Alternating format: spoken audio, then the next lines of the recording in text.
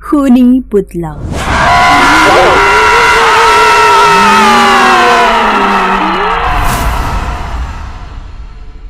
ये बात है उन दिनों की जब मैं अपनी फैमिली के साथ मुंबई के पुराने घर को छोड़कर हैदराबाद के एक नए बंगले में शिफ्ट हुई थी। मेरे पति राजेश ने वो बंगला 2.5 करोड़ में खरीदा था। वो बंगला बाहर से देखने में बेहद ही खूबसूरत सा था। अभी हमें बंगले में शिफ्ट हुए ज्यादा दिन नहीं हुए थे कि अचानक एक रात मुझे एक अजीब सी बेचैनी महसूस होने लगी। उस रात जब मैं टीवी देख रही थी तब मुझे लगा कि बाहर से किसी बच्चे की हंसने की आवाज आ रही है। उस समय मैंने ध्यान नहीं दिया, लेकिन जब थोड़ी देर बाद मैंने टीवी बंद कर दी तो मुझे फिर से उस बच्चे की जोर जोर से हंसने की आवाज सुनाई देने लगी, मानो वो बच्चा मेरे पास ही खड़ा होकर हंस रहा हो। मैं कमरे के बाहर गई और इधर उधर घूम कर देखा कि हंसने की आवाज आखिर किधर से आ रही है। कभी उसके हंसने की आवाज बहुत दूर से आती तो कभी ऐसा लगता जैसे वो बच्चा मेरे पास आकर हंस रहा हो। लेकिन जब मैंने मुड़कर देखा तो वहां कोई न दिखा।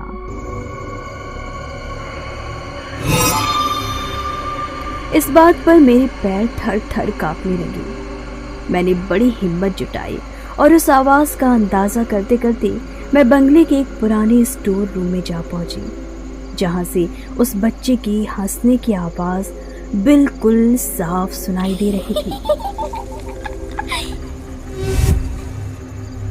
हालांकि मैंने स्टोर रूम को कभी खोल कर नहीं देखा था, जो कि बहुत सालों से बंद पड़ा हुआ था।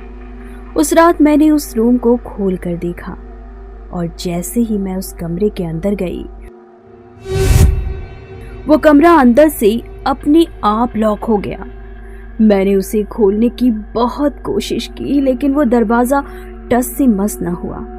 इसी जद्दोजहद में मेरी नजर कमरे में रखी एक पेंटिंग पर पड़ी। वो पेंटिंग एक सुंदर से बच्चे की थी। पेंटिंग के बगल में एक बड़ी सी अलमारी भी रखी हुई थी। जब मैंने उस अलमारी को खोल कर देखा तो मेरे तो होश ही उड़ गए। उसमें तरह तरह के ढेर सारे पुतले रखे हुए थे और जिस बच्चे को मैंने पेंटिंग में देखा था उसका हूबहू हंसता हुआ पुतला मुझे अलमारी में बैठा दिखा। मैं उसे बहुत ध्यान से देखने लगी। तभी अचानक पुतले की आंखों से लाल रंग की आंसुओं की धार बहने लगी और देखते ही देखते अचानक बच्चे के चेहरे पर दरारें पड़ने लगी। उसके कोमल सुर्ख होठ को जैसे किसी ने सिल दिया हो। मैंने जैसे ही पुतले के चेहरे पर हाथ फेरा, उस पुतले ने मुझे दबोच लिया और मुझे अपनी ओर खींचने लगा। मैं चिल्लाने की कोशिश कर रही थी पर मेरी आवाज बंद हो गई थी। मैंने बहुत हिम्मत जुटाकर मन ही मन हनुमान चालीसा का जाप करना शुरू कर दिया।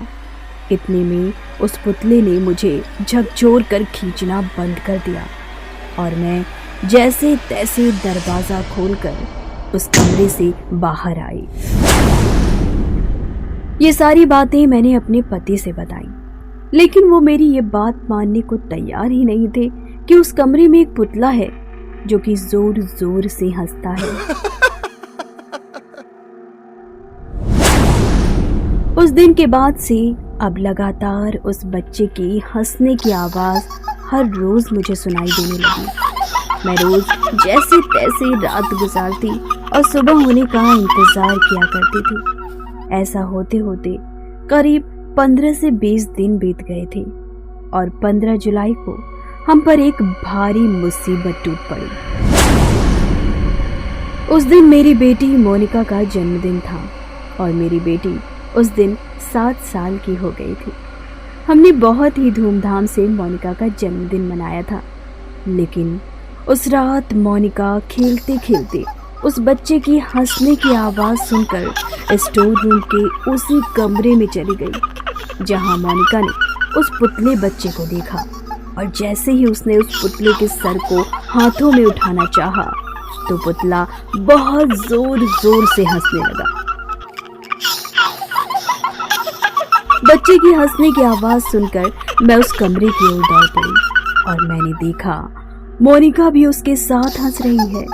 लेकिन जब मोनिका ने उस पुतले के चेहरे पर अपना हाथ फेरा तो तुरंत उस पुतले ने मोनिका को अपने मुंह के अंदर खींच लिया। मैं चीखती रह गई, चिल्लाती रह गई कि कोई बचा लो मेरी बच्ची को, मगर कोई भी मेरी बच्ची को बचा ना सका। और तभी मैंने देखा कि उस पुतले के बगल में बाकी पुतलों की ही तरह मेरी बच्ची का पुतला भी बनकर बैठ गया था। और अचानक बहुत जोर की आंधी ने मुझे धक्का देकर कमरे के बाहर फेंक दिया। लेकिन मैंने हिम्मत नहीं हारी।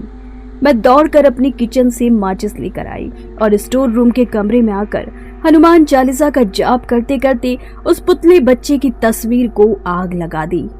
जैसे जैसे वो तस्वीर जलना शुरू हुई वैसे ही उस बच्चे का पुतला जलकर भस्म होता गया जिसमें उसकी आत्मा बसी थी।